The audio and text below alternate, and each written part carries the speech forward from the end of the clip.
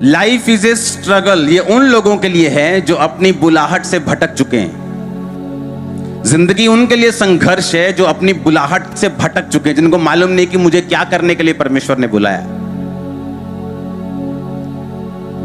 क्या करने के लिए बुलाया। बाइबल कहती है जब परमेश्वर ने आदम को बनाया तो परमेश्वर ने आदम को अपनी महिमा के लिए और अपने साथ संगति रखने के लिए बुलाया, बनाया भी और बुलाया भी। आमीन।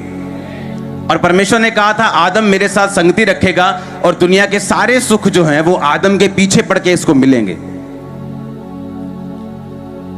आज इंसान अपने बिजनेस में, अपने काम में, अपने जो दुनिया के अफेयर्स हैं उनमें इतना बिजी है वो अपना मेजर काम करना भूल गया, जिस काम के लिए एक्चुअली वो पैदा हुआ था वो भूल गया।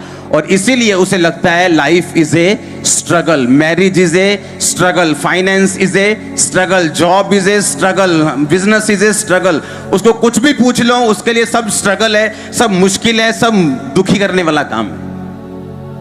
उसके बच्चे भी उसको दुख दे रहे हैं, उसका पति भी उसको दुख दे रहा है, उसका फाइनेंस भी उसको दुख दे रहा है, उसकी जॉब भी उसको दुख दे रही, क्योंकि वो मेन काम करना जो उसका था वो भूल चुका है।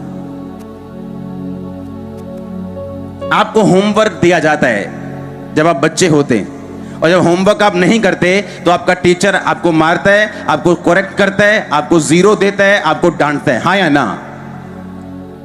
अगर आप परमेश्वर के स्टूडेंट हैं, उसके बच्चे हैं, उसके बनाए और बुलाए गए हैं, तो आप जो भी क्यों नहीं हो, आप रिक्शा वाला से लेके आप राजा की पदवी तक हो सकते हैं।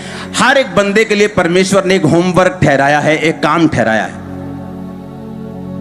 और जब आप उस काम को कर लेते हैं तब परमेश्वर का वो वचन आपकी लाइफ में पूरा होता है कि जब तू मेरे धर्म और राज्य की खोज करेगा दुनिया की सारी वस्तुएं तुझे पीछे पड़ के मिलेंगी।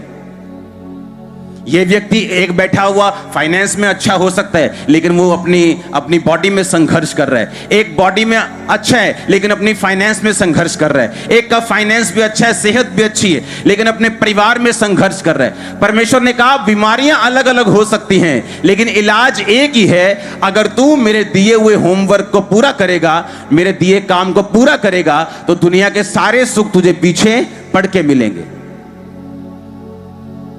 आमीन। अब पाप में रह के आप उसके होमवर्क को पूरा कर सकते हैं क्या?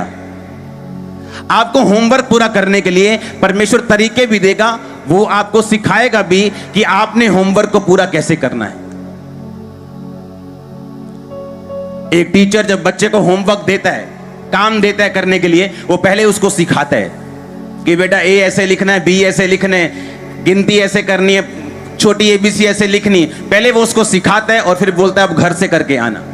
आमीन। वैसे ही परमेश्वर भी जब आपको होमवर्क देता है वो आपको सिखाता भी है, वो आपको समझाता भी है कि अपने होमवर्क को, अपने काम को, अपनी बुलाहट को जो मैंने तुम्हें दी है उसे कैसे पूरा करना है। क्योंकि लोगों को लगता है कि अगर मैं प्रचार करूंगा तो परमेश्वर का फायदा है, इसमें परमेश्वर के किंगडम का फायदा है। ऐसा नहीं है, ये आपका होमवर्क है उसकी महिमा करनी, इसमें आपका फायदा है। अगर आप नहीं करेंगे तो कोई ना कोई तो परमेश्वर करवा ही लेगा किसी ना किसी से, लेकिन आपकी बरकत रुक जाएगी। जिसके लिए आप पैदा हुए हैं वो प्रोफेसी, वो योजना परमेश्वर की ऐसे लटकी रह जाएगी और कभी भी पूरी नहीं होगी। जो कुछ परमेश्वर के दिल में है आप लोगों के लिए, उसे पूरा करने के लिए दो चीजें चाहिए। एक परमेश्वर की इच्छा उसे पूरा करने के लिए जो कि है, और दूसरा आपका किया हुआ कर्म, आपका परमेश्वर के सामने आगे बढ़ना, आपका परमेश्वर को अपने सम्मुख रखते हुए, आगे रखते हुए उस योजना, उस बुलाहट, उस पवित्रताई के अनुसार चलते रहना, ताकि परमेश्वर के दिल और दिमाग में आपके लिए जो कुछ है वो आपके सामने धरती पर आ सके। आमीन।